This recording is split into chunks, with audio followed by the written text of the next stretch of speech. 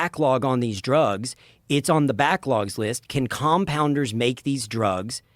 This has been a regulatory pathway that's been in existence for 30, 40 years. It happens all the time.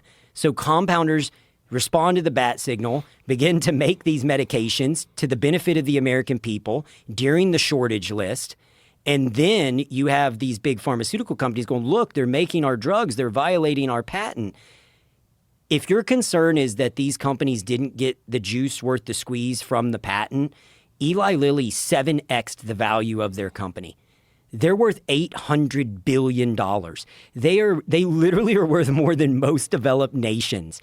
This was the biggest blockbuster molecule in the history of the world.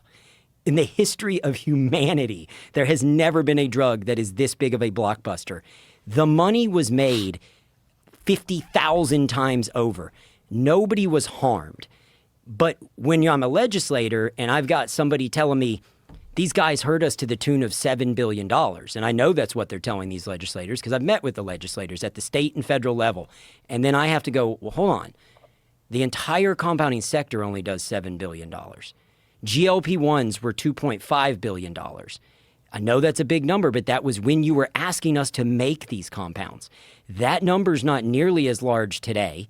And you also shut down 503Bs, which is half of the compounding industry's ability to make these compounds.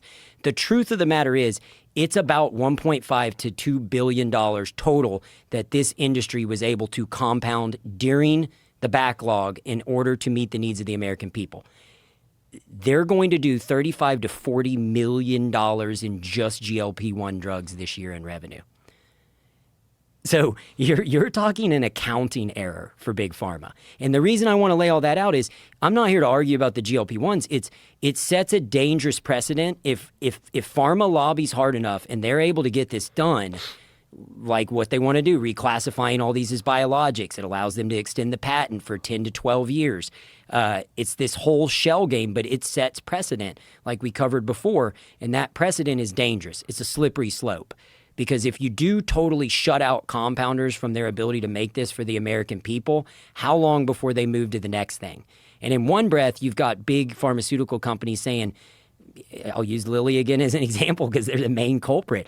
Lilly is saying peptides are dangerous. They're getting the API from China. We shouldn't allow these compounders to make peptides. Meanwhile, Eli Lilly just signed a $7 billion deal to acquire a peptide company out of China. So Lilly's buying a peptide company from China.